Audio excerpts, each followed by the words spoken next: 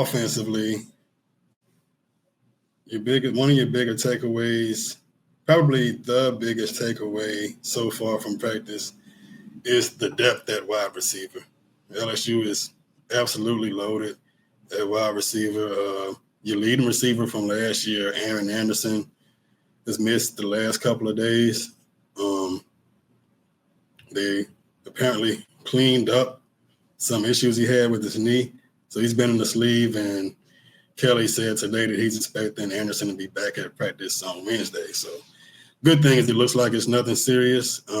But if you could afford for a guy to go down at any position, it's wide receiver. Like Kelly said, he's got 8 guys, and he's not exaggerating. He's 8 deep with receivers who are ready to play, not just guys that can contribute, guys that can make a difference. The great thing about it is you have a lot of different skill sets, a lot of different body types. You got guys that can get deep. You got guys with big bodies that can go over the middle. And you got guys like Kyle Parker and Aaron Anderson who are just a terror in the open field. You get these guys some space, and you're asking a lot for anybody to tackle them in the open field. Now, speaking of that depth, one of your bigger stories has been the emergence of Destin Hill. All the talk after the transfer class arrived was about Nick Anderson, who was great at Oklahoma, and Barry Brown at Kentucky.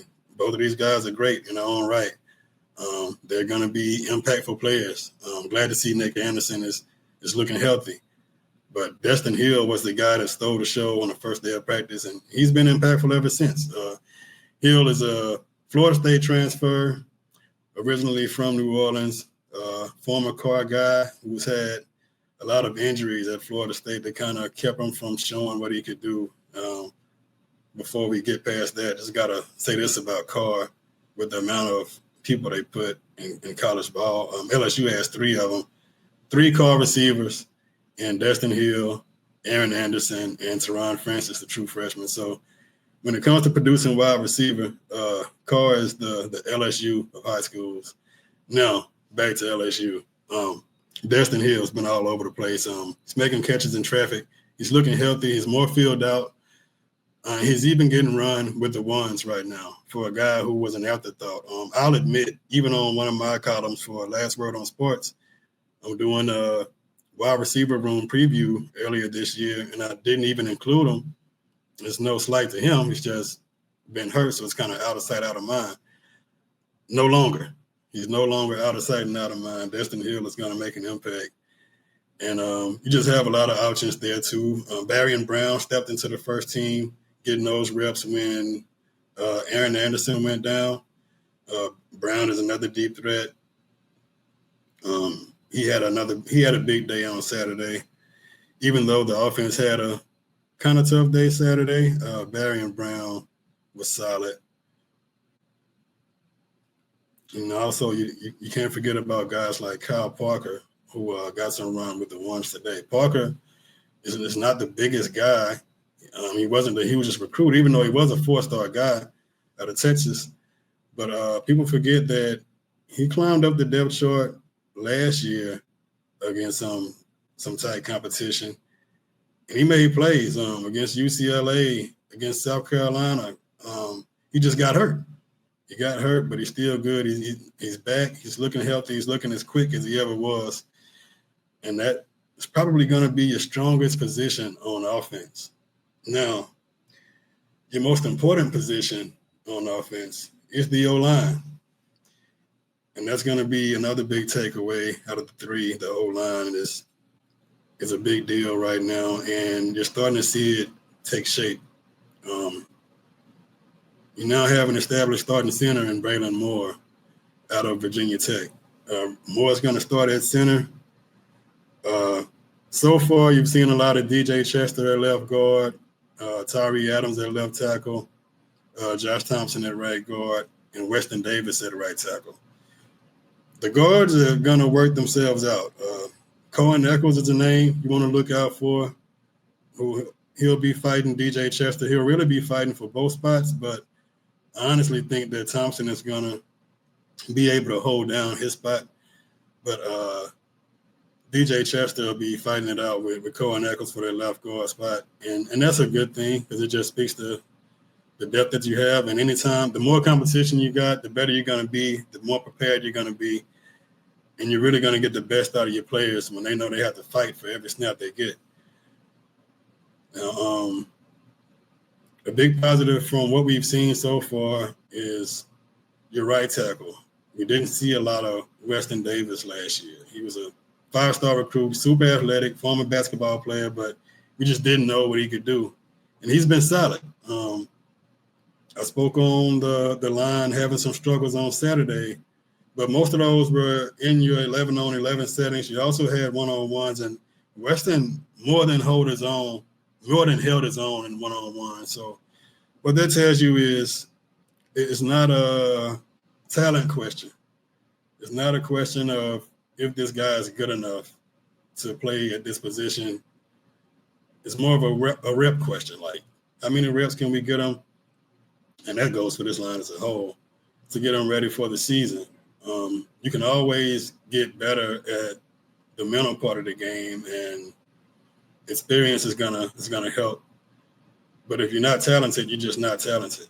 There's not a lot you can do about that. If you're not physically ready to play right tackle, then there's only so much coaching you can do. So you do have the physical talent there, and that's encouraging. Now, nothing is a given. It still has to come together. The quicker LSU can solidify this first 5, the better off you're going to be going up against Clemson when you got at least 2 first-rounders on that defensive line. So this is an important part of the team, but we have seen things that should encourage you as LSU fans.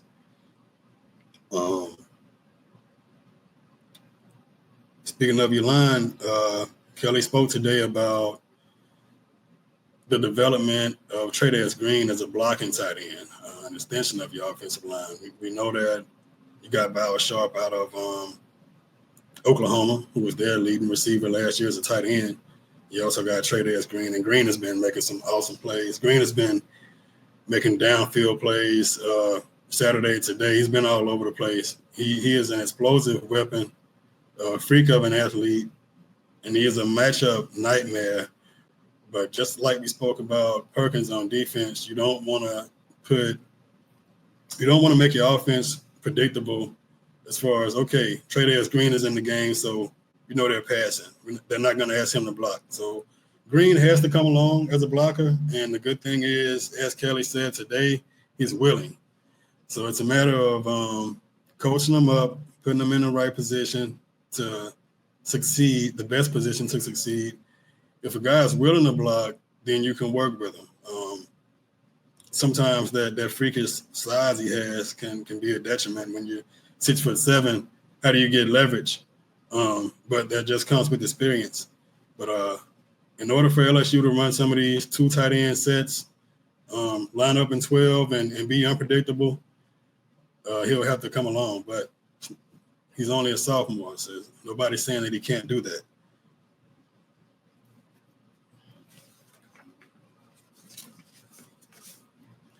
At the running back position, so we know Caden Durham is going to be your starting running back. And Durham had a great day today at fall camp.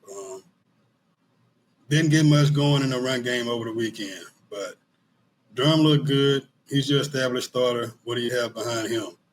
Harlem Berry, true freshman, 5-star guy to New Orleans. Berry has been very impactful. He's also gotten some run with the ones. And you know he's not going to take a starting job. You look at what Durham did last year. But for him to get run with the ones, it speaks to what the coaching staff expects out of him. This guy's going to be a big part of the offense. And even though Durham is explosive, Berry brings something different. Berry is he's a nightmare to, like in two-hand touch, it's hard to get him. He's very elusive. He's fast, and he's a threat out of the backfield as a receiver. So this is a guy that can take it to the house from anywhere on the field at any time. It's good to see him getting that time with the ones and see the confidence that the coaches have in him. Caleb Jackson is having some ups and downs. Jackson, he has it physically. He came on as a freshman and he just looked like he was going to terrorize the league for 3-4 years. But it might be a weight thing, it might be a mental thing, but he's not finding much room so far. But you also, the best thing I've seen so far out of the running game is the creativity from the offense. You got Juwan Johnson, who got some time as a freshman last year. Had him playing running back, quarterback, anywhere they can get him because he's such a good athlete. He played quarterback in high school at Lafayette. But he's one of those guys who's just good with the ball in his hands. And he allows your offense to be more creative. One of the biggest issues LSU had last year, in my opinion, you didn't stick with the run. You weren't going to be a running team at any point, but you abandoned it too quickly. Besides that, you were too predictable. Everything was inside read. Everything was read-based. Zone-based, inside zone. Not a lot of creativity with that offense. You get guys like Johnson and Xavier Thomas in the backfield. We also saw some of that this weekend. And now you're not so predictable. You can run a dive. You can run a counter. You can put somebody in jet sweep motion. Maybe he'll keep it. Maybe he'll hand it off. But when you got a guy like